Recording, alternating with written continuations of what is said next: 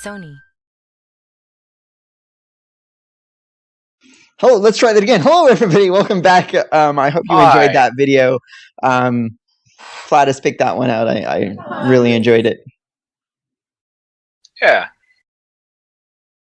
It's good. I like that one. I enjoy it.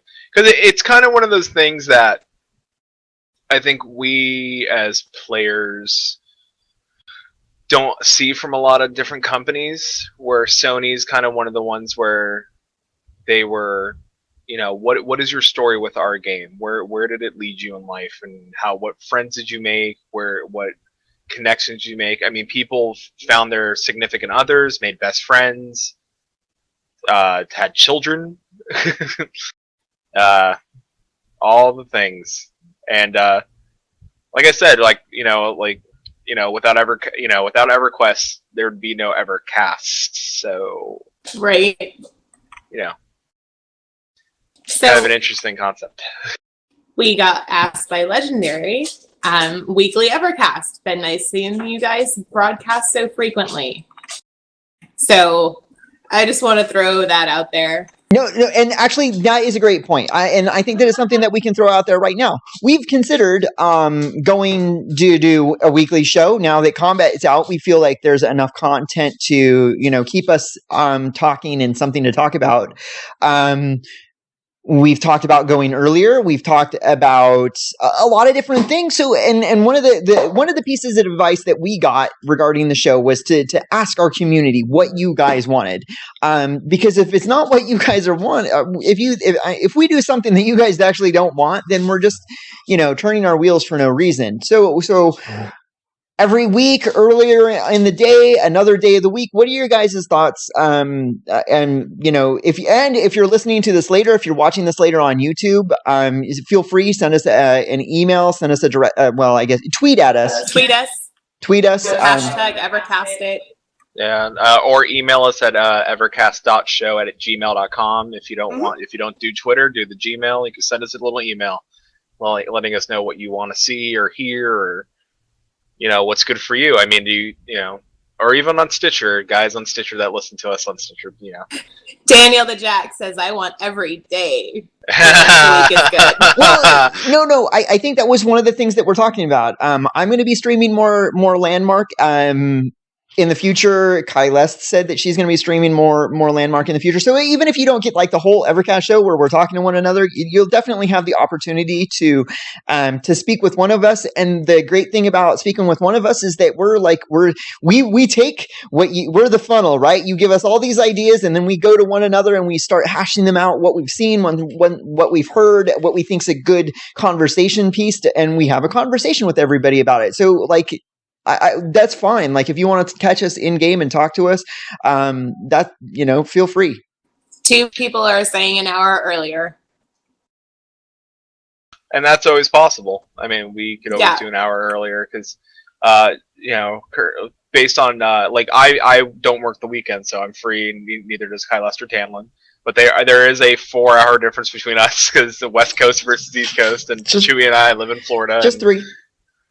Or just a 3-hour difference, sorry.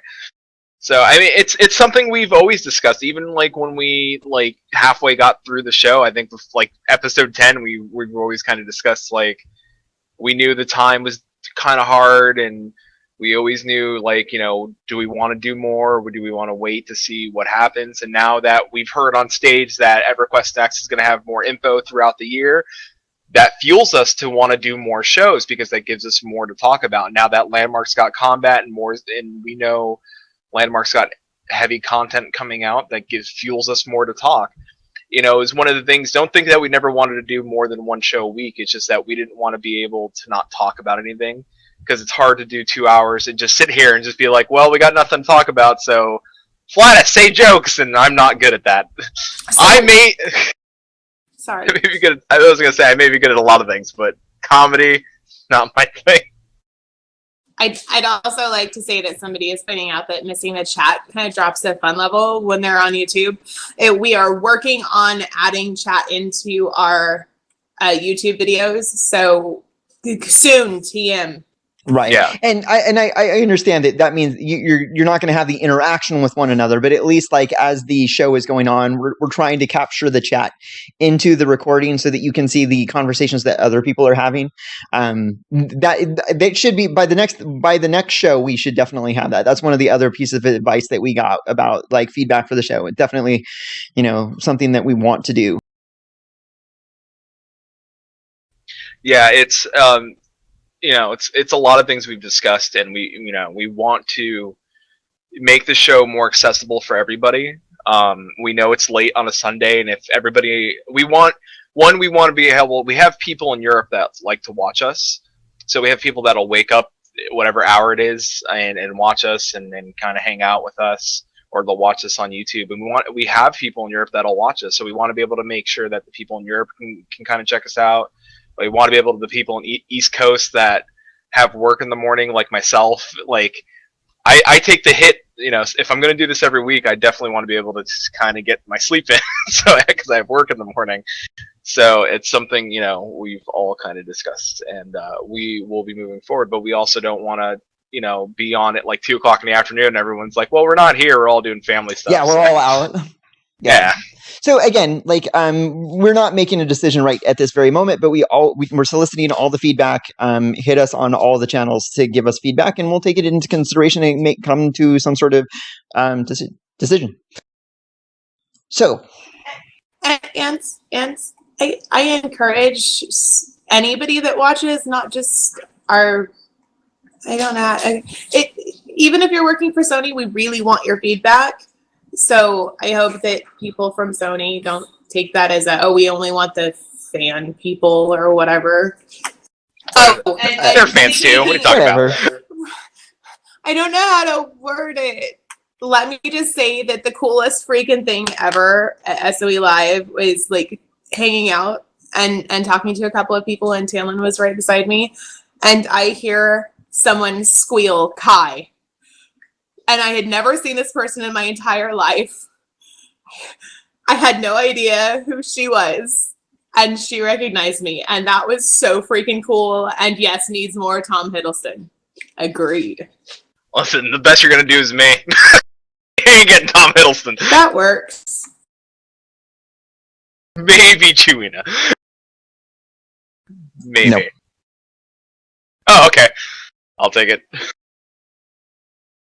All right, so this is the after hours. This is the topic lift show. I have do I want to wait? Do I want to wait? I've got this information that I'm holding on to. Should I wait or should I pull it up now? Do it. Sure, go ahead. So while we were at SOE Live, they showed us the in-game models of the Dark Elf, right? And that was awesome. We got to see the Dark Elf actually in game, the actual character models, and that's great. One of the discussions I had with people sitting at the table as we're watching the presentation was that the actual Dark Elf body, or was that a reskinned human body with a Dark Elf head? And then hey, these things, when you're getting ready, maybe you just need a body to put a head on so that you have it in game, and then you adjust the body so that it looks more elf-like. And one of the things that we did, and I have a screenshot of it, thanks to Kylest, I pointed that out to her. I asked her the question. I was like, well, what do you think? And she put together a screenshot of the Dark Elf female standing next to a human female so that you can see like the differences between them. I'm going to pull that up real quick. And so there we go. There is a Dark Elf female standing next to a human female, and we can say, hey, is that an elf body? Is that what do you guys think?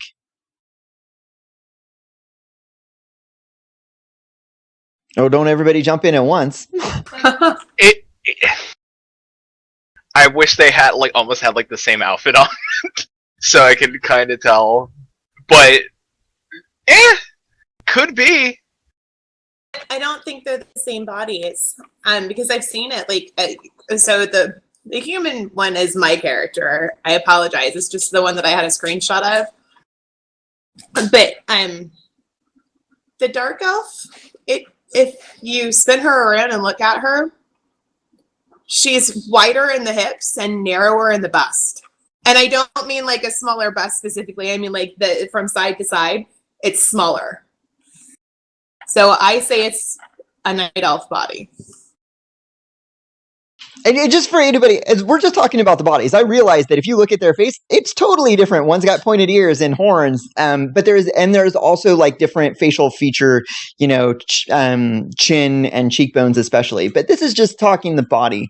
And again, this is just throwing it out there. Hey, I don't have an answer. I just, it was a question that got asked. I wanted to come up with some sort of answer. I wanted you to draw your own conclusion based on the conversation I had with someone else. And it's interesting to think that they could have done that. But at the same time, I mean, maybe, I don't know. It's one of those things where it's like I'd have to see more of the dark elf and more of the human characters, just kind of to get like I would need more of a let's put them in, like, rather take away all the armor and just have them in their skivvies, and then you can see the butt. Don't take that the wrong way, people. Pervy. Not. Listen, are you supposed to do that with the Onod though, like the naked Ixar? Mm-hmm.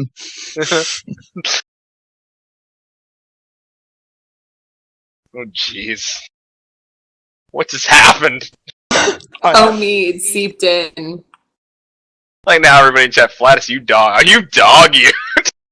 I hear if we say Omid 3 times in a row, he shows up. He's like Beetlejuice? He is. Alright, Omid. I watch him show up! I would love for him to just pop in here and be like, what's up? Would that not be super creepy? That is amazing. It'd be one of those things where Domino's just like tweets, like texts him real quick, like, just hop in here real quick and scare the crap out of him.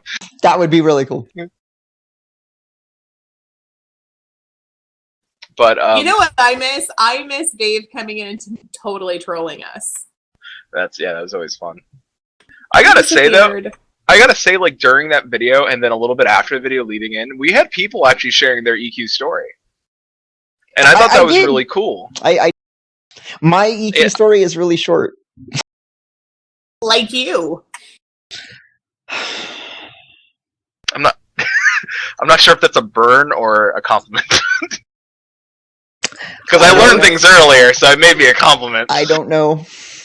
I like short people. There you go. It's a compliment. Yeah, my EverQuest story is that in 1999, when the game came out, I was active duty military. I didn't have time for MMOs. When I went on a Westpac, I came back and my roommate was playing EverQuest. In I was living in San Diego at the time, and I was like, "Whoa, that looks really cool," but I don't have time for it. And he stayed up until like 2 or 3 o'clock in the morning and played it all the time. It wasn't until 2007 when Vanguard came out that's when I got my first MMO experience, because I was working graveyard and had nothing to do but spare time. My very first SOE game was Star Wars.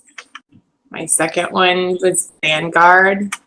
Let's just say I don't have a very good history with my games sticking around, but that's okay. Like I like there's no bitterness, honestly. Like I get it. So I don't really have one. I'm sorry.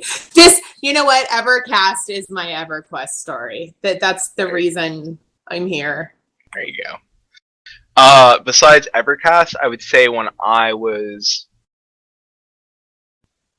in high school, my friend was playing EQ at his house. It was 3 o'clock in the morning. Like I just came over to go. Like they were like, "Come over," and he was waiting at 3 o'clock in the morning for a boss to pop out in the middle of the woods. I'd never seen EverQuest before, but I was always the kid. I had a computer that could run it, but I was always the kid.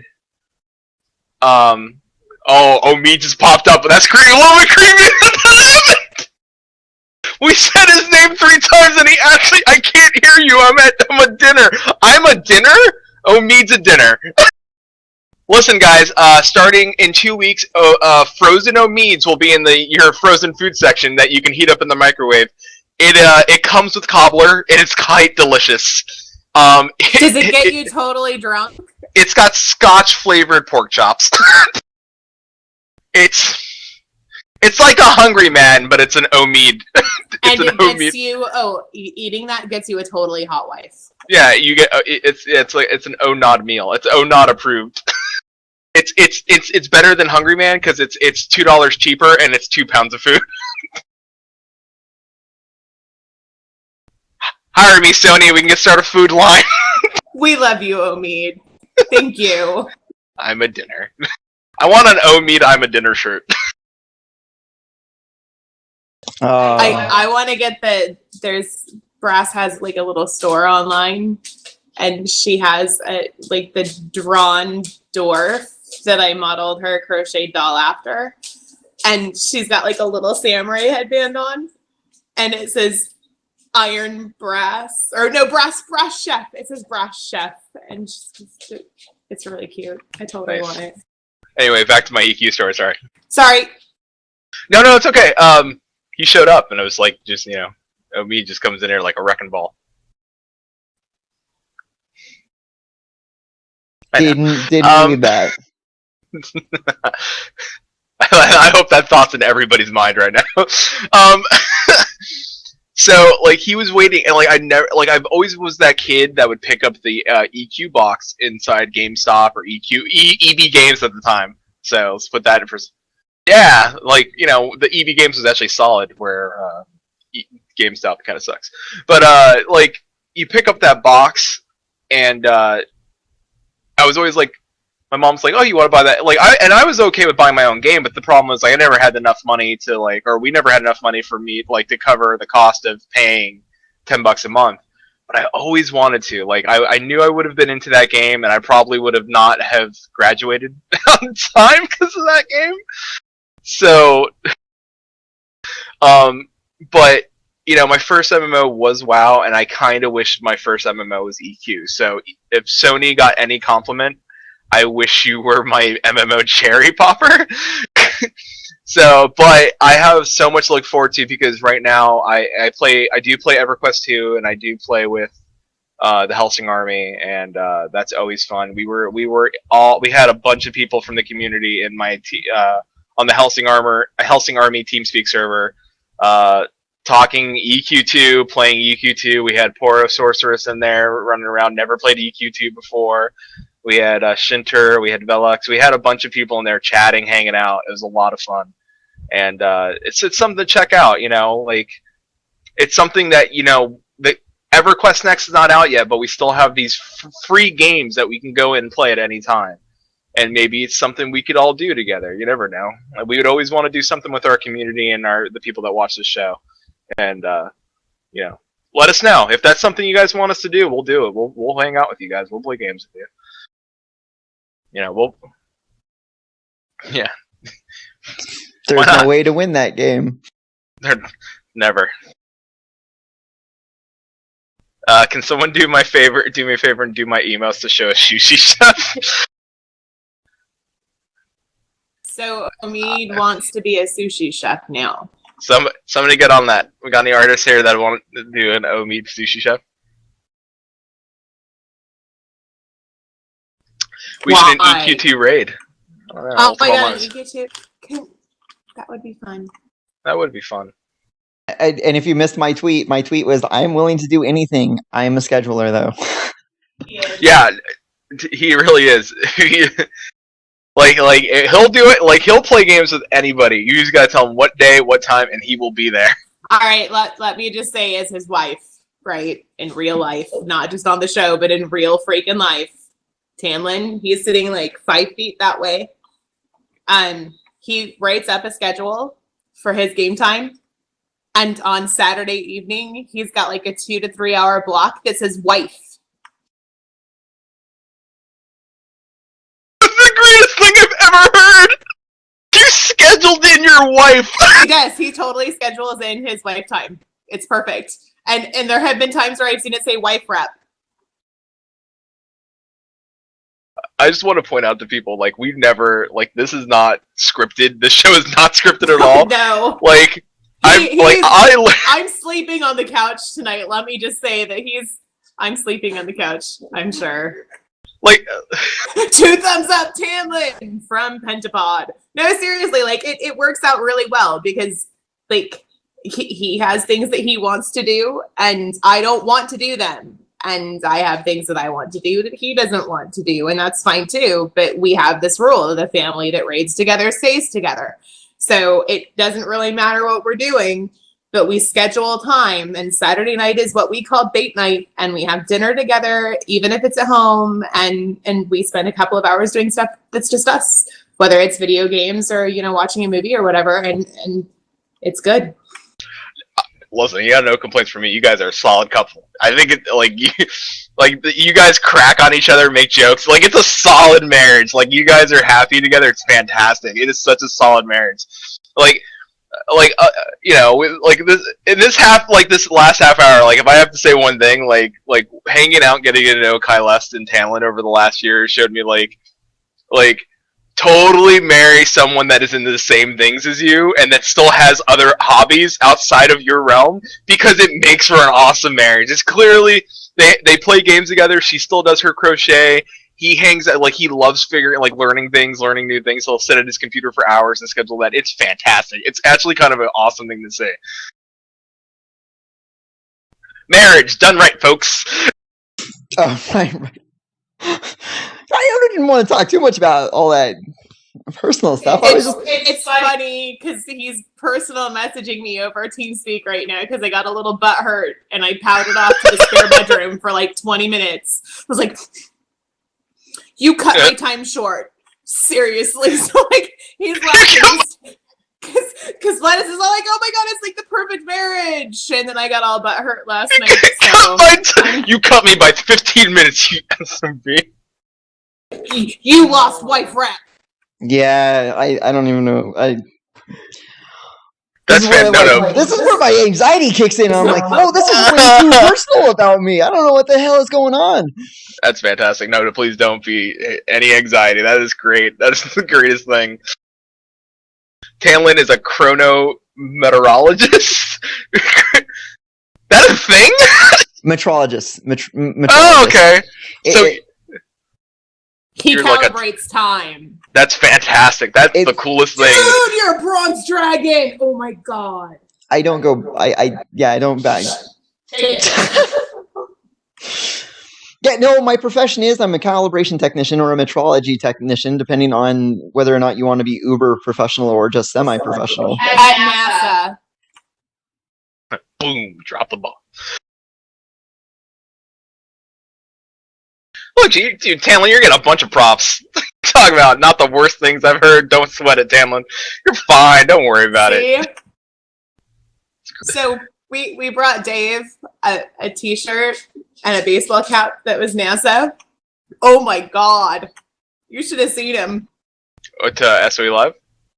Yeah. Oh, did he hop on the 1 foot for joy? No. He was sitting around the dev brunch that morning and he's like, put the hat on. It was like, it was awesome. By the way, guys, people in chat, please, we have that email. We want more viewer interaction outside of chat. I know chat's really instant, but if there's something you think about, like if this is something we didn't mention, but we're going to try to start posting what we're going to talk about at least a week in advance on Twitter, and we'll be able to throw our email on there. And if you guys want to say something, you have a thought as soon as you see that subject, send us an email. Just send us an email of what your thought is. We'll read it live, and whenever we have time, we'll make some time. We'll cut it in there, and we'll read your email. All of us have access to the EverCast email. It's not just one individual, but all 4 of us do. Typically, I catch them first, but that's because I have it push notifications to my cell phone, and since I work out of my house, I'm tethered to that thing. I swear if I go more than 5 feet away from my phone, I explode. Yeah, so just send us all the things. But yeah. Oh, Yes. And the question from Mountain Man 67 is: I wonder with PvP claims coming on Wednesday, does that mean that we will have pretty much more battlegrounds than any other MMO in history? The answer to that question is yes. And we will then, to expand on the answer to that question, we'll have more battlegrounds than any MMO in history can have, because there is no limit. If we run out of claim space, then SOE will just add a new server and add more claim space so that we can have more battlegrounds. It's kind of like the Dolphins' undefeated season in football, because somebody can repeat it, but they can't do better than that. You can only have an undefeated season. There isn't anything greater than that, and that's where we're at with Landmark. Is that if there is there is an unlimited availability of battlegrounds in Landmark, and you can't do better than that. I would like to see, like, when they start adding in the different, like, the lava areas and stuff, or like when they start adding in lava. I want the danger of don't dig straight down. I think everybody wants the danger of don't. Well, I want the danger of don't dig straight down. I think I would love for people to, like, dig straight down and not know. Just, whoopsie. That's me though. But yeah, no, I would like to see an underground PvP arena. I don't think we even mentioned that. Like, I think we talked a lot about, like, what people would do above ground, but I don't think anybody's mentioned anything that they'd build underground or in a mountain. They did talk. Two of the questions that have come up in chat, one being underground, I don't have an answer to that, but I know that they were talking about being able to do battlegrounds underwater, and that might be something that's coming in the future. I don't remember the answer to that question, but I know that the devs had got that question asked of them, so that means that they've thought about it or they're thinking about it. The other question that I saw, a PvP island, just like a Dark Elf Museum. And again, that is one of the things that they're like, they know that we want it because they want, like, guild-based claims and open PvP areas. It's just a matter of, like, getting the systems to put that in. I think it would be awesome. I agree. Would you be afraid of a PvP island? I think it'd be awesome. Would I be afraid of a PvP island? Timeless Isle. Yeah, see, I don't know. The thing is that when it goes, hell yeah. When it's talking about, like, there's, like, Timeless Island in Warcraft, there is a PvE element to it. It's like this whole island of exploration and accomplishments and stuff that you can do, and then there is a PvP aspect of it, but it is not just, like, if you have a guild island that is for PvP, it's like, you're going to show up there, you're going to be flagged for combat, and it's like, it reminds me, that the reason why I'm afraid of it is it could be a little bit like EVE PvP, where you've got the Portal Spire or the Warp Gate, and as soon as you warp into that other realm, it's like, there they all are, standing around, waiting to gank you the moment you teleport there. And that one, I would at least hope if there is, like, some way to teleport in that island, there is just, like, the teleporter in the center, like, there is, like, a little bit of distance you have to walk before PvP kicks in, because you don't want to be spawn killed every time. That's kind of a, like, trust me, I'm all for PvP, but I hate, like, rather it's an FPS, MMO, like, I don't want to be spawn camped. Like, I don't want that to happen. That's just terrible. Like nobody likes that. That's just, like, you're just pretty much calling out all the trolls to sit there and camp that spawn and just gank people when they, like, land right in. So maybe not like 100 feet out or whatever it is, just somewhere where it's like. But also don't make it so that people can run back in. Like, you go out, you're out, But if you're in combat, you can't get past that point. Whatever it is, like a little shield, whatever you got to figure out. I just don't want it to be people pop in and get stabbed in the face a bunch of times and are dead as soon as they pop in. Yeah, like, well, see, that's the thing is, like, even if you give them an aura of invulnerability, it's like, okay, you portal jump into this island, and there they all are standing around you, just waiting for you to, like, either wait for that invulnerability to wear off, or waiting for you to step outside into the PvP area. And again, what is the solution to that? How can we think of systems, like, around that, where you can have, like, an open PvP area that's not going to be taken over by a bunch of trolls? That's a great question. That's a fantastic question. What do you put in place? Do you give them a buff that lasts 10 seconds and they just have to beat feet, grapple out. Yeah, just be like grapple. I'm like Spider-Man out there, like woohoo! They can make a game out of it. Like, see who can run the farthest before dying. Yeah, I'll be like Spider-Man, like see fools, ha! Just run out there as fast as you can. Like warp zone thing from Planet Side 2. Maybe they could. Maybe they'll steal from one of the other games and kind of say like, all right, well. But then we're talking about what's Star Fox saying in Planet Side 2 when you warp in, there are those tubes, and you just can't get shot inside those tubes. So, but then you still have somebody outside those tubes. But unless you say it's contested in that area and they have multiple spawn areas you can get in, then I can kind of see it. Where it's like you have more than one place to spawn. This place is contested. You can go over here where it's safer, and that's where you can spawn in at. No, I think you're right. Multiple spawn points is a good answer to that, because like even if they do outnumber you, and that's how they're controlling this particular area, the more spawn points, the more spread out they have to become, so the less they can bring. They can't bring all the players to all the places. They basically have to spread themselves out. Yeah. Well, Red Jerem saying you can camp the work gates. That's what we're talking about, and we're trying to figure out maybe a solution. NPC guards that spawn. I guess if they add that, yes. I saw real quick though earlier. I know they're gonna add. I don't want to I know we were talking about this, but I want to get it out real quick. What? You go, then me next. Okay, the creatures that they're adding, I would love for the ability, even if I have to find it in a chest and it's a rare spawn, the ability to prop those creatures in an arena, because the fire mushroom is a trap. Not only is it a creature, but it's it is fantastic. Sold, done. Yeah, and I'm sorry, I got to turn it over to Kailas. But yes, I'm. Yeah, it's coming. They want us to be able to place NPCs, and when we can place NPCs, there's not going to be. I don't think there's going to be a differentiation between a PvP flagged area and a non-PvP flagged area, and I think that's part of why they're giving us the tools to edit the AI the moment they give us the NPCs, so that if we're creating some sort of battleground that's going to have some sort of PvE element to it, we'll be able to cater our NPCs to interact the way that we want them to. We can build the battleground the way we want. Question from Legendary. Should PvP only areas have friendly fire enabled? I have the answer to that question too, in that I asked Steve Klug that, and he's like, not when they first put PvP in, no, there will be no friendly fire. But that's another option that they're, hey, that sounds like a neat idea. It should be availability.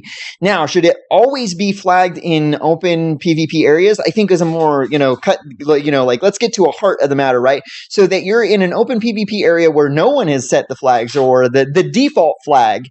Yeah, sure. I think that's part of PvP is knowing where your allies are. So my whole thing is that you cast a fireball from behind the group. Are they immune to my fireball that goes right by them? How did they gain immunity? Because I'm friendly. I don't know. See, that's pew pew. That's always a question, because that staff is like a shotgun blast and it spreads. It's a buckshot, apparently. So you gotta be careful. I guess you'd have to be careful the way you use it. You gotta use it strategically, not hit your friends. Imagine rooting everybody on your team with that staff. Whoops. Yeah. Well, I could see doing it on purpose. GG Flatus, you're off the team. Look. QQ, it's not my fault! Staff time! Damn it, Kai! What are you doing? Oh, you know what? So, here's something that I remember thinking about because it was hanging in and I'm going to plug it right now. It's the IRC channel on Global Gamers. I'm going to find the link after I finish up this train of thought. Iceclad in that channel, he was talking like he's an old school first person shooter player, talking like Quake and Doom. And part of knowing those battlegrounds were knowing the spawn location and spawn timers on the buffs that you could get. And I've seen like World of Warcraft because I've done a lot of battlegrounds in there. They have those same like berserk buffs and speed buffs, but they never once have I seen them change the tide of the battle. They're just like, ooh, neat.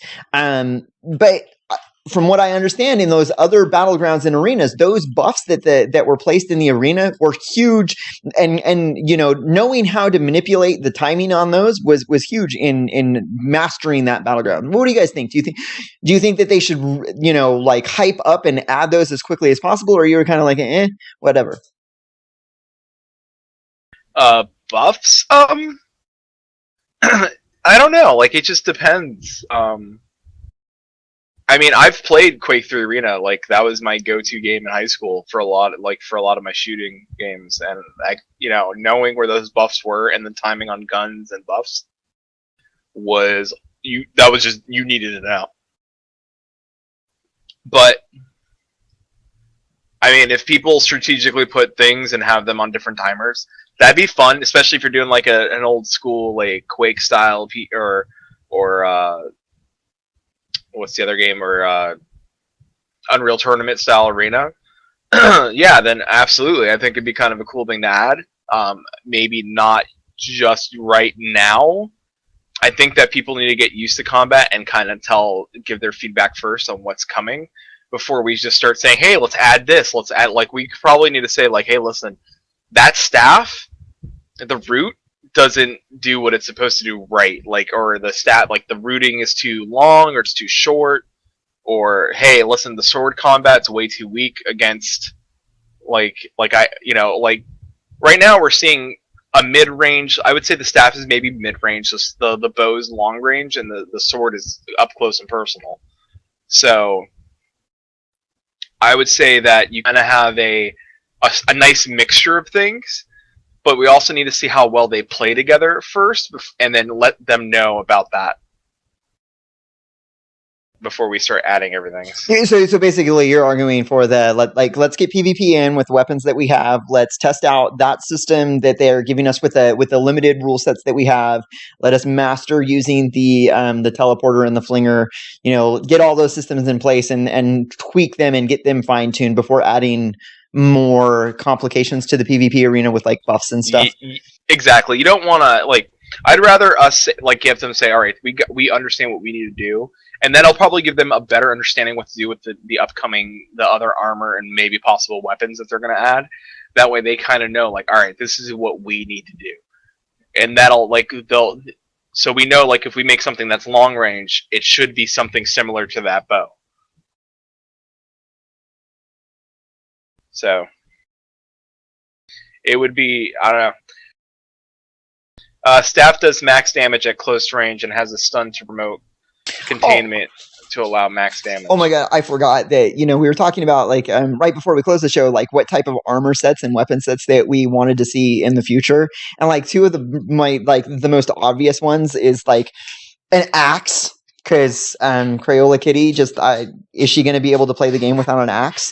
And for me, like, I need a pole arm of some sort. We're talking a glaive or a spear or a lance, whatever you want to call it. I need it to play a class that I want to play.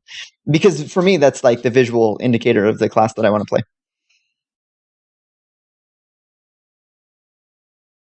Yeah. I mean, Kit needs her two dual axes. She needs to be able to take out two axes and run at people high full speed and chop them. That's what she needs to do. That's her thing. Somebody's asking if we'll have flame sizes equal to about Thrag Valley. Oh, don't lick me, jerk. And we'll eventually have flame sizes. Yeah. Oh my god, Dogs of War. Hell yes. I don't know. That's pretty big. It is pretty big.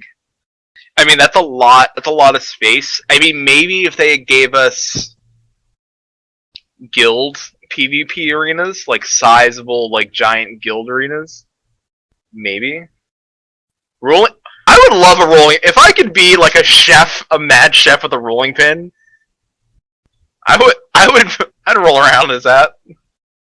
Like I said, I would really like to be the dude with the top hat. Totally. Give me my armor set is a chef's apron with a chef's hat, and my weapon to match that armor set is a rolling pin and a frying pan. Oh my, that'd be so great.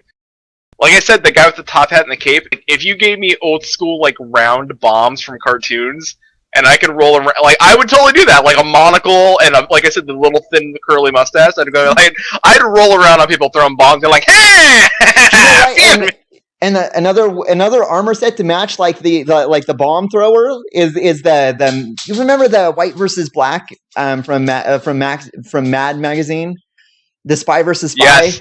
Spy versus Spy. They should have an armor set that looks like that with the pointed hat and the pointed hat and the muscle. Yeah, the little bombs and stuff. Mm-hmm. Or the two daggers behind each other's back. Yeah. I don't know what like those armor sets. I could see Tanlin and I doing that. Like fight each other with bombs. I would love a Bomberman arena. I know someone had mentioned it on Twitter, like a Bomberman arena, if they got like with the mines and stuff. Like you place mines down and like everybody gets mines and everybody like places them down, and then you play Bomberman, like a version of Bomberman inside of like a maze. I would love that. That would be kind of fantastic. I think we got to start. I think people really need to start thinking about outside the box what we can do with like flingers. Like I read something somewhere where people wanted to use a teleporter that teleported someone plus somebody up above someplace that and teleported them onto a flinger and then flung them. And that's how they died. I was like, that would be fantastic. Yeah, the Landmark Live was talking about like you don't take any fall damage when you get flung unless you take control. So it's like I know that like I'm gonna have to train myself if it operates the way I think it does. That like if you're flying through the air and it's like you're on your collision course, but if you're like, okay, I'm flying this way, I'm now gonna like try and lean this way, and now it's like, oh, fall damage. Yeah, you're gonna have to learn to stop pressing the forward key or the side key or whatever. I would kind of be that guy that would do that, put the teleporter with the flinger, and be like, "Why is this here?" So right now, the only thing that you can put on the flingers is you. You can't put things on flingers. Well, somebody was asking, like, what if we put a bomb on a flinger? Yeah. Can't do that yet. That would be cool. But there was an interview that Dave Georgeson did outside of the panels where someone asked him a question similar to that, and he was like, "Well, you saw in the battle that there were catapults. Well, why do you think we now have flingers?" And so like the tool was being developed, right, to create arcs and stuff like that, and they're like, well, in Landmark we can just make it a flinger. It flings players, and then I think that he was suggesting that. When we see it in EverQuest Next, it's going to be a tool that we use to launch catapults because it's a tool that creates arcs and stuff like that. Yep. So I want flying ostriches and lances so we can do joust in the sky. I would love a joust arena. But ostriches can't fly. They can't. Yeah. They didn't joust. Hey, real quick, we got 9 minutes, and I know Tanlin watched the video. I'm not sure if Kyleth did, but Dave Georgeson did an interview with MMORPG, and I think it's something we can kind of talk about for 9 minutes really quick. During the interview, I forget the guy's name from MMORPG, but he asked Dave, what's the percentage? How far are you done with EverQuest Next? I remember. What's the percentage that you're at? And he said, well, he started low. He started like 20%? Dave Georgeson stopped for a second and thought about it, and he looked and he said, I can say we're 60% done with EverQuest Next. That is a lot further than I thought they were done. I'm not sure, Tanlin, what was your thought? Did you think they were 60% done with EverQuest Next? I was thinking 40. See, I was thinking like 20 or 40. So for one, I don't understand how, because I don't work in the industry. I don't know how complicated it is to make the base systems. I don't know how complicated it is to create landscapes, and then how complicated it is to create cities and buildings and stuff like that. But what I would say is that I know from what their previous interviews and what they've said that all of the systems that they're using to build the landmark systems, the combat system, the crafting system, the ability interaction system that they're building for Landmark that we will see coming is it directly correlates to what they're doing for EverQuest Next. So you can, if that takes a huge amount of time, then that's a huge amount of work they've already done. So really, the only thing I worry about is like, well, how much of the world have they created? How much of the buildings have they placed and created? And if they say like, well, we're good, we've got plenty of them, then I'd say the game is pretty close to that 60% mark. I would have never guessed 20% or 40%, simply because I just think systems take a lot of time to tweak to get to work the way you want them to.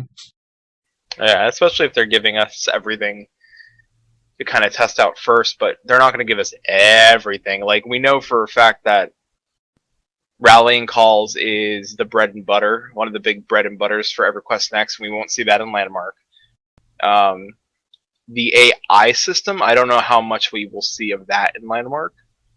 I'm guessing we're going to see all of it. Yeah, I mean, we may. You're right, we may. But the question is when. As soon as we will see part of the AI as soon as they give us NPCs. Because we'll be able to edit the AI. Now, does that mean that? And they say that they're going to give all of the tools to the players because they want to harness that creativity to build Landmark into this epic game. So I'm saying yeah, we'll see all of it. Yeah, I mean, we've also heard him say that they want to be able to just give. Like, I don't think we're going to see vote. Well, we probably will still see voting for their other races because they probably want to see what people are interested in building for first.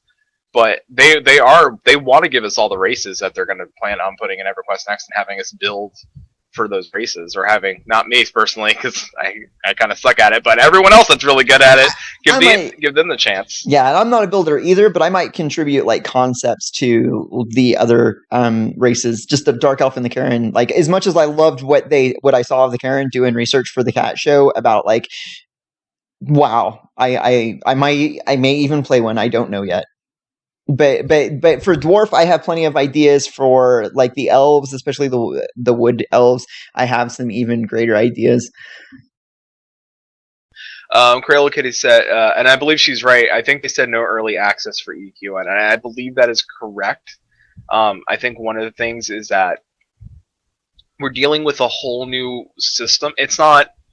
We're definitely dealing with a whole new system. Like, would you want to? Like, do they really want to repeat rallying calls, like, once you've gone through them one time and experience what those are? Like, yeah, see, like, and that was that other interview. I think it was the same interview that you linked where he was talking about, like, that's the rallying calls being hidden around in the world, and so they're going to be triggered they're going to be triggered by the players, but like one server might trigger them one way, and one server might trigger them the other way, and that's kind of, I think, the concern about doing early access is that some players will figure out how to activate a rallying call, and so it loses that organic feeling like this is a player, an involved world that the players interact with if they know exactly what buttons to press. You kind of want to keep that's the secret sauce, as Dave said, right? Yeah, exactly. I mean, we want that, and especially because we've all said it. We kind of want servers to have server recognition. Like, we want to say, like, whatever, like Conquest. That's a server name if I ever heard one. Conquest is will be like the first PvP server, but let's just say, like, we discovered something on Conquest that Dandelion hasn't discovered yet, and it's like something we did. Do not let me make server names for you. Conquest was good. Dandelion, not so good. But I'm pretty sure the dogs are doing something goofy. So I would say, I don't think we'll see early access. We will see beta. Will we have a beta buy-in? Maybe. I'd pay for that. Yeah, I'd pay for that too. Nothing. Again, it's sort of become industry standard to like, hey, you want beta access? Okay, and I for a free to play game, it's gonna. Sorry. Domino to Felgen server name idea: Dandelion and Conquest. Conquest is a solid server name. Dandelion, I think a PvP server named Dandelion should exist. I think Dandelion should be a PvP server. I think Dandelion would be an amazing PvP server. I think everyone should go hashtag Dandelion PvP server and send that to SOE. And I think that's what should happen. On it. Because I think everyone should go hype Dandelion as a PvP server.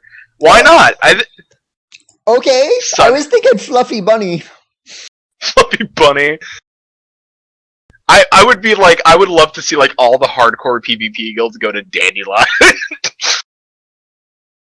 So we got 2 minutes left, and Oh. Yeah, bye. Okay. Go. So I'm going to go off on one of my previous rants, but allow me to preface this. So I have complained on numerous occasions the whole like black is 100 station cash more than the orange. I have now officially bought 2 outfits that cost more than the other colors. So if I ever go off on that rant again, please tell me to shut up. I'd also like to say, in my defense, Dave Georgeson on Landmark Live number 24, the recap for combat, says maybe you want to charge more because it's convenient. That's a little crazy, but you could do that. And that was in reference to the bundles. But even he says it's crazy to charge more just because it's bundled. So why is it okay to charge more because it's black? Just saying that I'm not allowed to complain about that anymore, so just tell me I'm not allowed to complain. If I have a quest to collect Air Bear butts, I'm playing the wrong game. Please, Sony, please do not have a quest with bears and butts. Wait. Unless, there's a named Flat and he needs bear butts. I don't know why. I think that'd be funny. But alright, it's now we got no more times left. We are out of time. It is the time to end the show. So thank you all for coming to the This is the worst part of the day.